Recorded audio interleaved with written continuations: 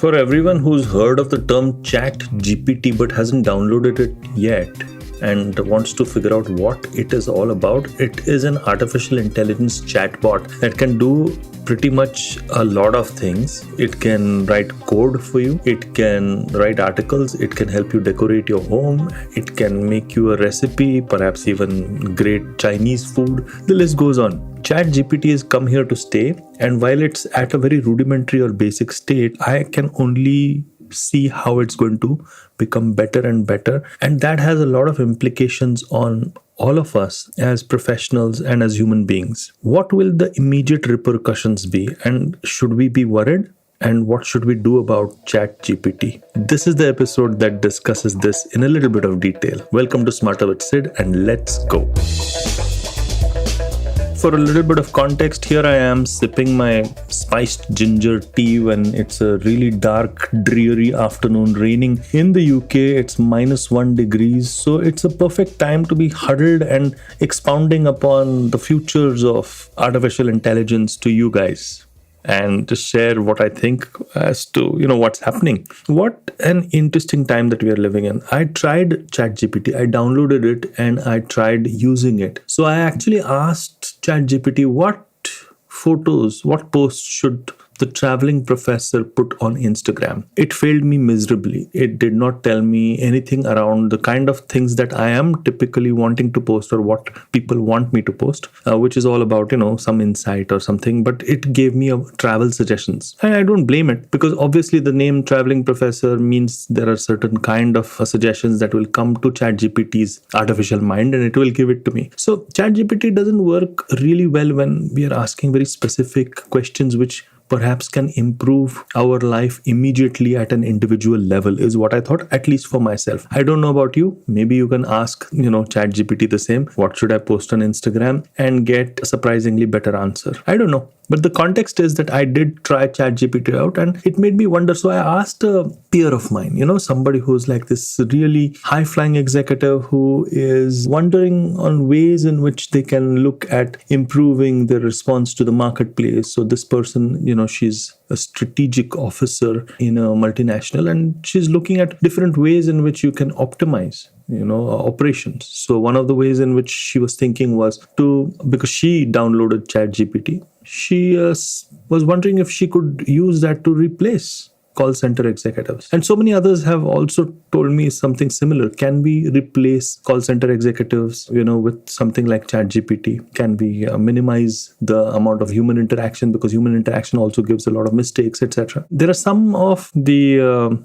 peers that I have got on the academic side who are expressing concern on ChatGPT because you could very well write a paper, saying, hey, write me a paper on something like this. And you could get a fairly decent response on a paper, give references, give this, give that. And it makes a teacher's job of assessment all the more difficult. I've just been through a round of assessment for my students, and I do know that all the assessors of any paper, if they're taking it seriously, they're looking at a lot of points, a lot of parameters and stuff like that. And now suddenly you have the potential possibility that those papers are completely lifted from whatever ChatGPT has given. So that's another application, and that's a bit of a scary one. So the first one is also scary, mind you, for human beings who are in that call center who might just get suddenly replaced by automation. Now, this has happened across the ages.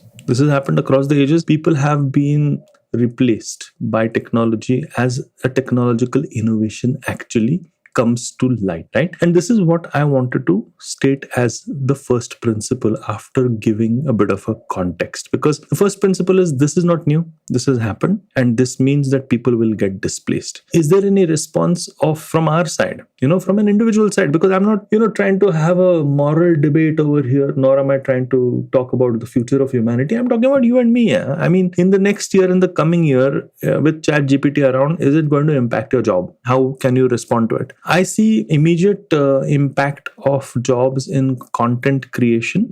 People are creating social media driven content. That is going to get impacted. I see immediate impact on the way in which students write papers. As I've just said, now that's a bit of a dicey game, but I do see a bit of that. I have no idea how to solve for that. I do see people in call centers getting replaced by ChatGPT and AI, essentially. I am seeing a lot of kind of mediocre level jobs, and I'm going to use this word unsparingly. So please forgive me in case you get a little upset with it, because if you're in content creation, or if you're a call center executive, or if you're, a teacher, you might take offense at what I'm saying, but I'm not meaning it with any kind of offense to your dignity. What I'm saying is, if you're mediocre in your output in your job as a content creator or as a call center executive, you are likely to be replaced by artificial intelligence. That's the truth. That's certainly the truth.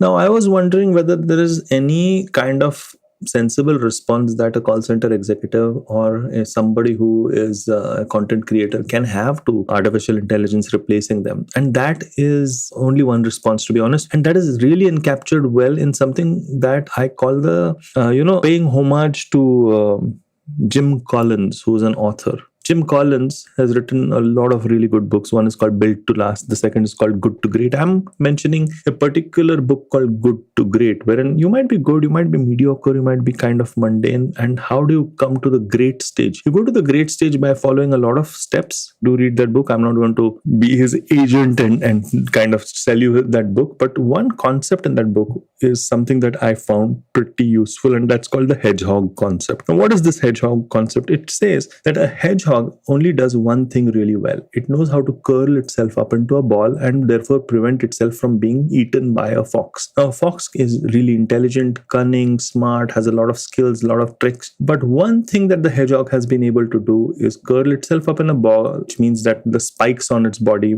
ensure that the fox cannot harm it. So the hedgehog has done this one thing, which is giving it a lot of control instead of trying to do many, many things. This is the lesson that I have for everybody who fears that their job is going to go through artificial intelligence. Don't try to do many, many things. Don't try and learn something new. Don't try and, improve your skills from 2.5 to 5.5 and stuff like that. Identify what you're doing really the strongest and what you're being paid for. Maybe identify that sweet spot and ensure that you become really, really excellent at it. Because the more excellent you become, that means you're an excellent content creator, somebody who is using creativity, maybe somebody who's using a lot of applied intelligence that artificial intelligence still cannot use. Now, that is going to buy you time. That is going to buy you a certain beachhead. Whether you're a content creator or if you're a call center executive, try to figure out how best you can actually, what will give you the ability to provide the best possible customer service that no AI bot can actually replicate. Maybe create a set of spikes on your outer body. Create a hedgehog for yourself. That is one way out of fighting with artificial intelligence. Don't get worked up. Don't underestimate it. Don't try to cover it with a bunch of skills and try to create a huge amount of things. Make sure that you do whatever you're doing and rise above mediocrity. I think that can be a mantra for all of us, and especially the ones who are going to get impacted by artificial intelligence in the coming year. I hope you like this particular episode of Smarter with Sid as I go back to sipping my tea and looking at the dreary afternoon outside, which probably is making me a little somber. But I thought that this piece could help a few people along the way. And that's why I said what I said. I hope you like this episode. If you like this episode, do like and subscribe to this podcast, and make sure that you follow me on LinkedIn and on Instagram. I'm the Traveling Professor. And if you like stuff like this, do follow IVM Podcast. They've got some wonderful stuff waiting for you. On that happy note then.